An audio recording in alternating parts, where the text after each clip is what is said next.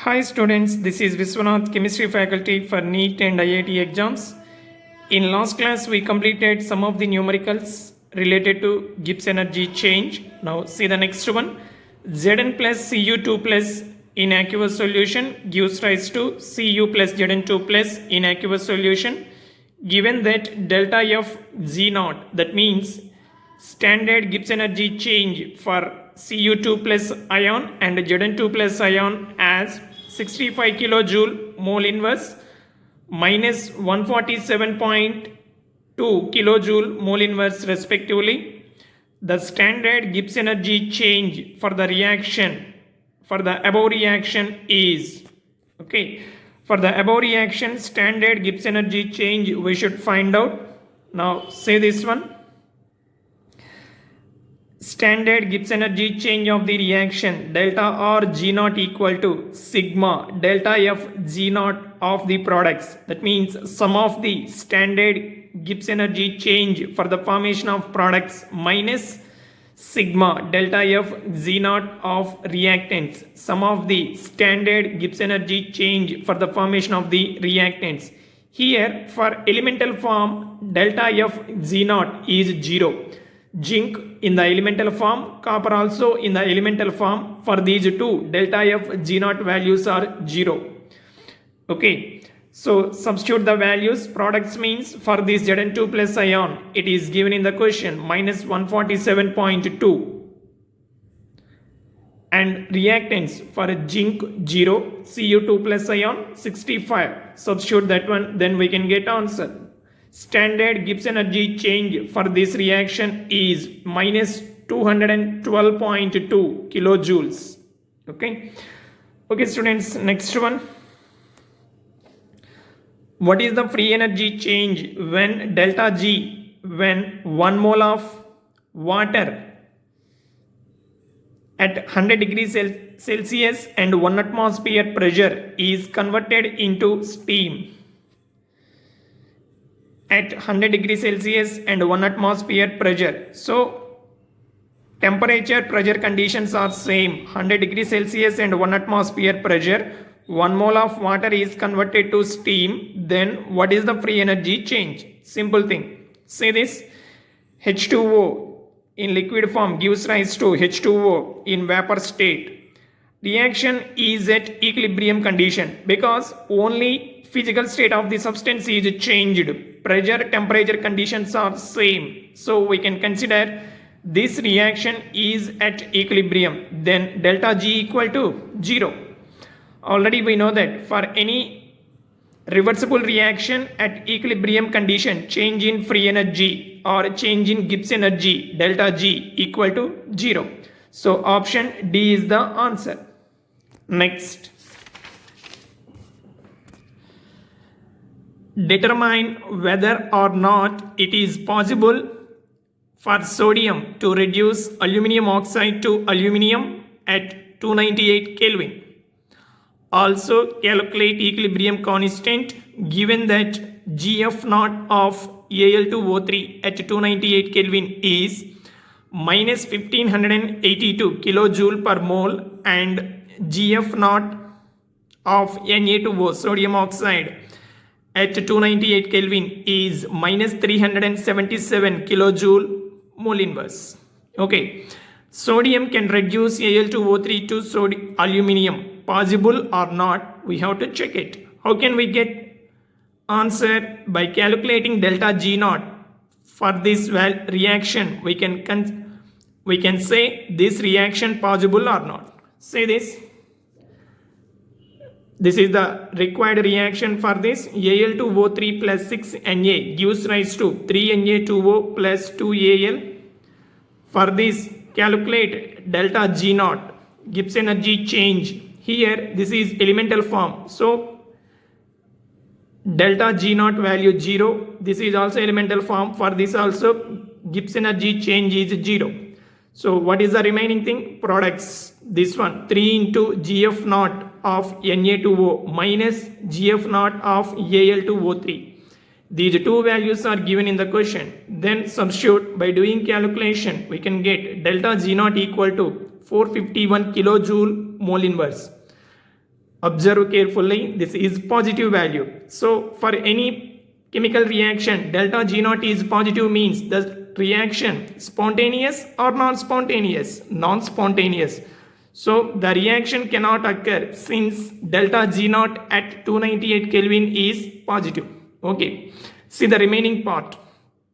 We have to calculate equilibrium constant. So suitable formula delta G naught equal to minus 2.303 RT log K base 10. Now K value we want. So substitute remaining values R value, T value and delta G naught value. Delta G naught it is calculated 451. Substitute that one. So log K base 10 equal to minus delta G naught divided by 2.303 RT. Delta G naught value 451. So already minus is there. Minus 451 divided by 2.303 into 8.314 into 10 power minus 3 kilojoule into 298 Kelvin. So finally we can get K equal to 1.1 into 10 power minus 79. So negative value means very small extent this reaction can take place. Next, because equilibrium constant value is 1.1 into 10 power minus 79, exponential part is negative value means very small extent this reaction takes place.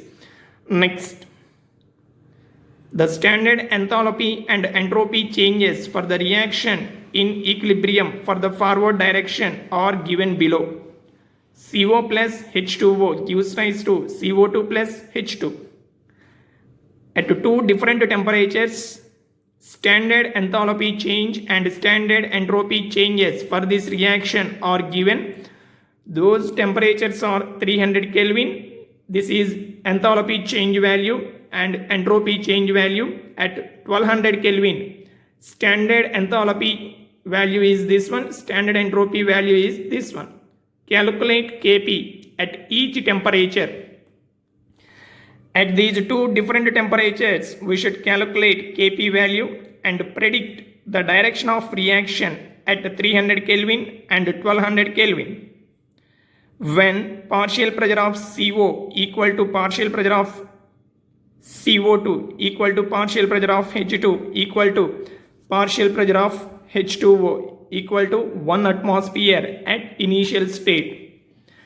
Okay, at two different temperatures we have to calculate Kp value, and at the two different temperatures we have to predict in which direction reaction proceeds, forward direction or backward direction. So suitable formula delta G naught equal to delta H naught minus T delta S naught. At 300 Kelvin temperature, calculation of delta G naught. At this temperature, substitute delta H naught minus 300 into at this 300 Kelvin delta S naught substitute, then we can get delta G naught at 300 Kelvin minus 28.44 kilojoule. Similarly, at 1200 Kelvin temperature, by substituting delta H naught and delta S naught value in this formula, we can get delta G naught, that is plus 2.59 kilojoule. So in these two values, at 300 Kelvin reaction takes place, at 1200 Kelvin reaction does not take place. Thus at 300 Kelvin the reaction will proceed in forward direction, and at 1200 Kelvin this reaction occurs in backward direction. Forward direction not possible for this positive value means backward direction reaction takes place. Okay. Next, equilibrium constant we want. Say this. Delta G naught equal to minus 2.303 RT into log Kp. So at 300 Kelvin we want Kp value. Substitute delta G naught at this temperature minus 28.44 equal to minus 2.303 into 8.314 into 10 power minus 3. What is the temperature? 300 into log Kp. So finally Kp value, equilibrium constant at 300 Kelvin is 8.94 into 10 power 4. Similarly, at 1200 Kelvin, by substituting delta G naught value and temperature, we can get Kp value, that is 1.3. Okay. Next, the densities of graphite and diamond at 298 Kelvin are 2.25 and 3.31 gram centimeter power minus 3 or gram per centimeter cube respectively.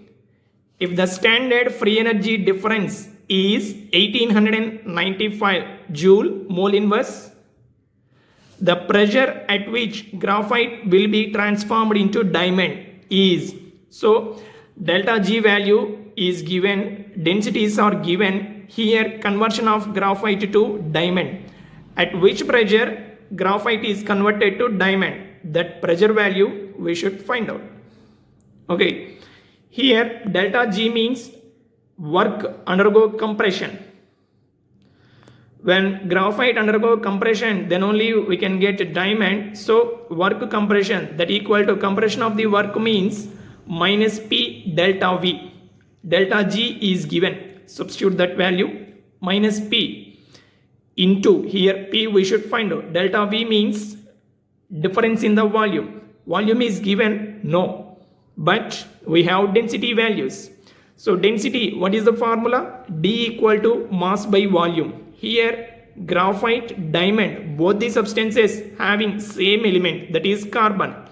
So molar mass of carbon element 12 grams. 12 density equal to mass by volume. Volume equal to mass by density. Here substance is carbon, so mass is 12 divided by density value 3.31 minus 12 divided by graphite density value 2.25 into 10 power minus 6 meter cube. In the question they gave in centimeter cube, gram per centimeter cube, we should convert them into meter cube, then 10 power minus 6 meter cube. So by doing this calculation, we can get pressure P equal to 11.02 into 10 power 8 pascals. At this temperature, graphite is converted into diamond. Okay students, practice well. We'll meet you in the next class.